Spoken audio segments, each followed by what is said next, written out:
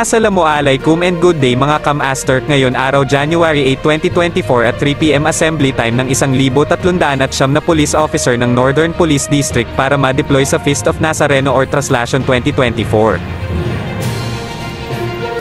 Kapangyarihan, minarapat mong ipagdiwang ng iyong sambayan ng Pilipino, lalong-lalo na mga depoto ng Nazareno, ang kanyang kapistahan bukas, sapagkat siya ang kinikilala namin huwaran sa larangan ng pagtitiis, paglilingkod, pagiging mababang loob, at higit sa lahat, pagmamalasakit na nagmumula sa iyong pagmamahal sa bawat isa sa amin.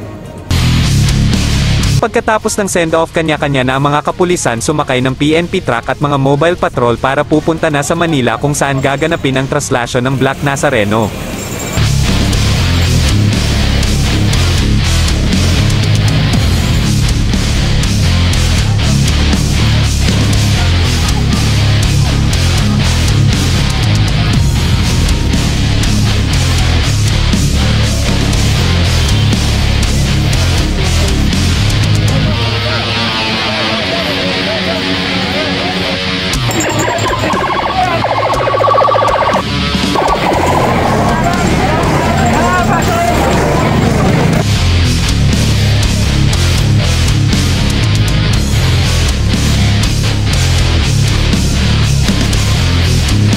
Mga Kamaster, dito tayo ngayon sa harap ng Manila Hotel mga Kamaster para sa deployment ng Nazareno Translation 2024 mga Kamaster.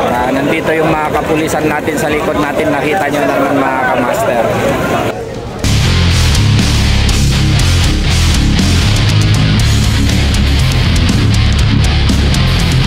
Ngayon oras mga Kamaster, pupunta na ang mga kapulisan natin sa kani-kanilang mga segment kung saan sila pupwesto, kung saan dadaan ang itim na Nazareno. Ang mga kapulisan, sila ang magbigay ng proteksyon at suporta upang matiyak ang kaligtasan at kaayusan ng libu-libong deboto ng Traslation 2024. Kami ay nangangako na tiyaking ligtas, iginagalang at sinusuportahan ang bawat individual sa buong translation. Itong mga deboto pumapasok na dito sa area ng grandstand mga Kamaster. So okay naman pagpasok nila, wala naman na gulo, parang pinaano lang yung kapulisan natin lumabas kanina.